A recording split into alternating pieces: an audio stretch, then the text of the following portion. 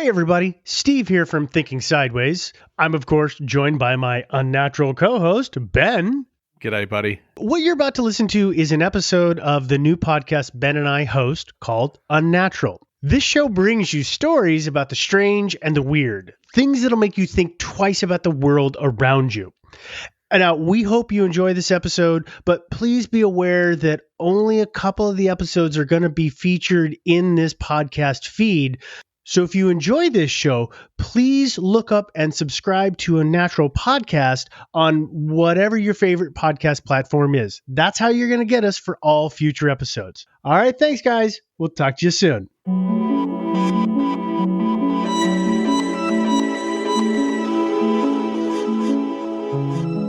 Abnormal, irregular, atypical, deviant. Unnatural, a podcast about things in our world that are inconsistent with what we foolishly expect. Join Ben and Steve as they share stories that you won't believe are real. Hey, everybody, and welcome again to another episode of Unnatural. I am Ben, and over the other side of the table, we've got my good friend Steve. How are you, pal? It's good, buddy. How's your day been? Well, thanks, bud. Yeah, it's been a good day so far. I've woken up quite refreshed. Thank you very much. Now, this unnatural story of the day came from one of my past guests. It was Ben Boland from The Stuff They Don't Want You to Know. I know you know of him, don't you, Steve? Oh, from a long time ago. From a long time ago. Yeah, so I had him on the Travel Man podcast, and I remember he mentioned a story about a city in Germany called Bielefeld, pronounced Bielefeld. So the conspiracy theory goes that this city doesn't exist at all. So founded in 1274, Bielefeld is a city of about 340,000 plus people. The city is located in the Ostwestfalen-Lippe region of North Rhine-Westphalia. Sounds like a book I once read in grade 5. And if you're looking at a map of Germany, then it's in the northwest, between the cities of Dortmund in the north and Hanover in the east. Now, Bielefeld has a football team. That's a soccer team if you're in the US or anywhere else in the world that say soccer instead of football, and that team is called Arminia Bielefeld, which is currently in the top flight of German football, the Bundesliga. Wait, there's football going on right now? Of course, there's always football. No, I think the Bundesliga's just finished, actually. And okay. My current team, Dortmund, won the championship. I think Dortmund won. Jeez, I hope they did. Oh, we're going to get some bad emails if I'm wrong. I was going to say, you really just opened a can of worms there. Yeah, I know. I shouldn't have done that. Even talking football sometimes is like opening up a can of worms. So Germany's... Instantly. Oh, absolutely. So one of Germany's biggest food producers, Dr. Oetker, is located in Bielefeld as well as some buildings that date back over 900 years. So it's quite an old city, and you can visit Bielefeld. I'd be looking over your shoulder, Steve, if you're wanting to visit Bielefeld. There are some conspiracy theories that link it to the CIA, Mossad, and aliens. And Joe will be unhappy with us because there's actually no link to chupacabras. And Joe was Steve's old co-host from Thinking Sideways. And you don't know Joe very well if you don't think Joe can find a way to prove that Choopy is involved. Choopy. Come on, man.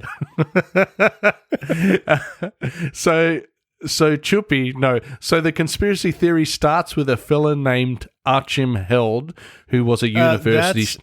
That name is actually, I think, an anagram that is, if you re-scramble the letters, spells chupacabra. Oh, it does too. Oh my God. So Chupacabra was a university student at the time, and he came up with the tagline, Bielefeld, there's no such thing. So the idea of the conspiracy theory came from when Chupacabra, or Achim Held, was driving on the Autobahn and saw a road sign with a big cross through it. Because of roadworks that were conducted in the area, he couldn't get past. This made Achim think about a nefarious plan to concoct. So Achim had an idea. By the way, this is in 1994. He's a student at the University of Kiel. He was studying computer science, so he, of course, understands computers. He knows about this thing called the internet that is going on at that time because it's 1994. The internet is not all that big. And he goes to a news group, which, by the way, if you don't know what a news group is on the internet, because this is 20-some years ago, it's basically a chat room. And it was de.talk.bizarre. It was the conspiracy theory section is what he went to, and he creates a post that roughly translates into English as, I don't believe it. Can you say it in German? I cannot. My German is atrocious, and I am likely to insult somebody's mother with my poor enunciation. Well, let me say it then, pal. It actually is pronounced Das gibt doch gar nicht. See, I thought you were speaking Klingon. I don't know. I'm really, really bad with other languages. I fully admit this. We had this conversation when I was living overseas, man. I'm horrible with this stuff. Yeah, I know. Yeah, your Vietnamese is bloody terrible, isn't it? It is. It's horrendous. So, our gentleman here, he goes online and he decides that what he's going to do is, as a gag, he's going to make people think that the town of Bielefeld doesn't exist because of the way that he read that road sign. This is kind of an early form of internet trolling and messing with people. And so he thinks, well, I'll just make this funny conspiracy theory. What's nuts is the thing took off and it spread like a California wildfire. And the next thing you know, this conspiracy theory is all over. It's entrenched. And it's been 26 years now since he first put that out, and it is still in people's minds. Best ever conspiracy theory, isn't it? Something that lasts 26 years. Now, after his post went viral, he was interviewed by a TV show, and he told the presenters, hey, listen, this was a myth. I made it up. It was a joke. This is how I started it. Basically, he came clean about the whole thing and said that he didn't mean for it to stick, and yet it's still there. Everybody, believes it. This guy probably went to the town. He's probably been from the town. He probably went there and scratched his initials into the side of a building or something. But nobody believes him. It's like the boy who cried wolf at this point. You know what he wrote? It's like Achim was here, 1994. Oh, is that like Kilroy was here? Yeah, exactly. Okay. That's what people used to do back then. Yeah, totally. Back then, way back in 1994. When we were both young boys. So long ago, Ben. I was 14. You would have been... older than that. 18? Something like that. Yeah, you would have been about 18. I was 14. You were 18. There you go. The listener now knows our ages. Oh, God. Well, they're not impressed with us anymore. We are not cool young bucks. Okay, so you're probably thinking to yourself, okay, well, this is kind of a weird thing to make a conspiracy about, and why is it happening? Well, the reason that it seems to have stuck is that Bielefeld, it's not really close to any major or well-known geographic landmarks. Like, there's no major rivers or mountains or forests nearby it. The town itself doesn't have any really famous landmarks. And the buildings, they're just kind of your standard ye old German style building. They're buildings. So being so normal, so run of the mill, seems to have been what started this conspiracy theory. And that is according to historian Alan Leshoff. Is that how you say his name? I think it's Alan Leshoff, okay. Yeah, Alan Leshoff. He's the one who figured out that this is probably why. Yeah, exactly. This is where you really see how far, what I'm about to tell folks is where you see how much this thing has taken off. Is that in 2012, Angela Merkel, or is it, it's not Angela, it's Angela, right? Yeah, I think you said it right. Angela Merkel. Yep, that's fine. In 2012, Angela Merkel, the Chancellor of Germany, mentioned the conspiracy theory in a public address. Merkel said that she had just been to the town hall. She had had a meeting there. And when she was speaking about it, she made a couple of interesting kind of offhand statements, like if it exists at all. And I had the impression I was there. I do hope I'll return.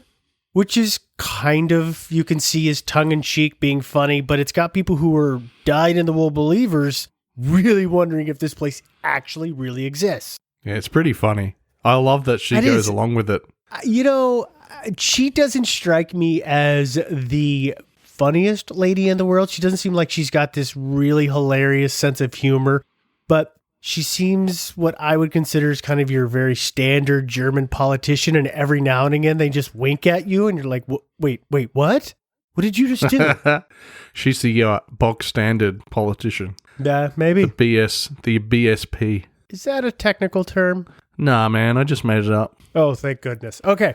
So anyway, adherent believers to the conspiracy theories address non-believers with 3 crucial questions, Steve. And they are, have you ever been to Bielefeld? Do you know anybody from Bielefeld? And do you know anybody who has ever been to Bielefeld? Some people also believe that the conspiracy theory could stem back to a fictional group called SIE or C, I guess what they would be called. And in English it's pronounced them. And they believe that the group has those links to CIA and Mossad, which I mentioned earlier. There's even belief that there's an alien mothership where the university is. So they believe the mothership is the university, and I guess one day that university is going to launch off its foundations and into the sky. I don't know, something crazy like that. I still don't get how people... I can tell you right now, buddy, that university is not an alien mothership, because if aliens came to this planet, they would leave saying, obviously, there's no intelligent life there. In Bielefeld, exactly? There's no intelligent life in Bielefeld? No, I mean this planet. Oh, okay. And so all this is so very far-fetched, as you can tell. Steve and I don't believe anything that we're talking about. But it could be absolutely true, depending on what side the conspiracy's fence you sit on. I looked into it a little further and found that it could actually be a doorway to Atlantis, which seems even crazier. I think someone just made that up and attached it to a Wikipedia file. So that one's a crazy one. Wait, okay, so this is 2 episodes in a row where you have mentioned Atlantis. Yes. And I want to know, what is the hidden agenda that you are pushing, Mr. Lizard Man? Because you are obviously of the lizard people from Atlantis who are controlling us. Well, it's just like, you know, when Joe used to talk about Chupacabra on Thinking Sideways. My thing's just talking about Atlantis. Okay. And you'll get sick of it one day and you go, bloody, he keeps talking about Atlantis. Come on, man. You know where Atlantis is. It's in Santorini, in that caldera. That's also something that I heard, that Atlantis is at the bottom of that caldera. It's on the moon. What? Atlantis? Fair enough.